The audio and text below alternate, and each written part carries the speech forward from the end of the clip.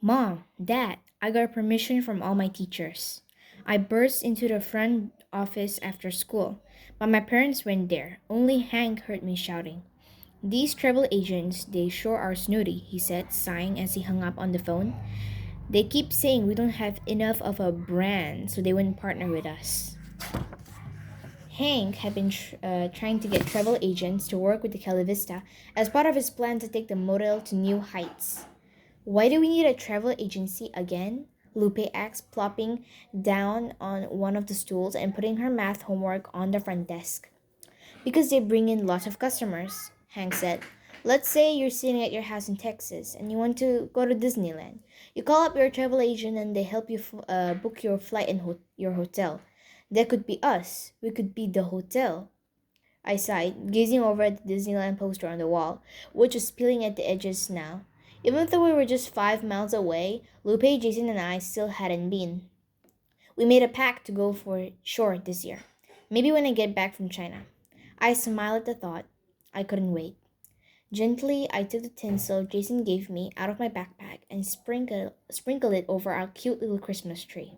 Hey, that looks good, Lupe said. Thanks, I smiled. We should get some ornaments too. Maybe a Mickey Mouse one. I'll try to find one at the dollar store, Lupe said. That'll be great. But we'll get an official one when we go to Disneyland. For sure. A loud bang interrupted us. It was coming from the construction work next door. Both the Topaz and the Lagoon were under renovation, curiously at the same time, making us the only motel on the block. What are you doing over there? I asked, watching the tinsel shake on our little tree. Whatever it is, I hope they never finish, Hank said. His eyes twinkled as he walked over and opened up the cash register. It was full of cash. Holy moly, Lupe said. I know, isn't it great? Hank beamed. It's been a full house since the Topaz and Lagoon closed. I grinned as I thumbed through the thick stack of registration forms.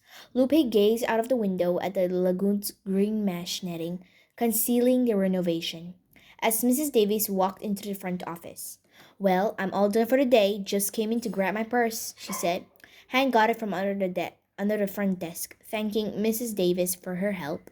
Mrs. Davis was a cleaning professional from the local cleaning agency, Happy Clean.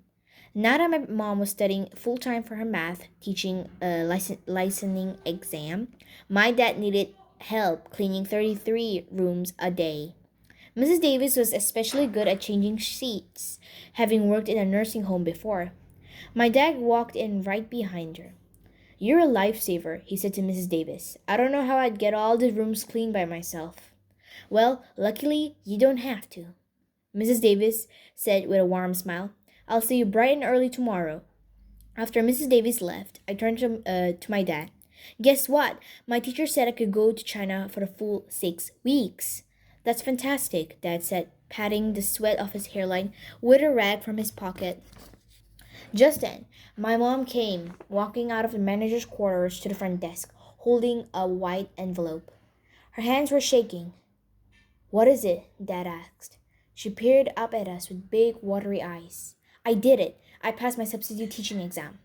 Lupe and I jumped up and down, shrieking, Oh my God, oh my God, oh my God. Dad took Mom into his arms and hugged her. As Hank grabbed the phone to call the other weeklies, my mom had been studying so hard, and now her dream of being a teacher in America was finally coming true.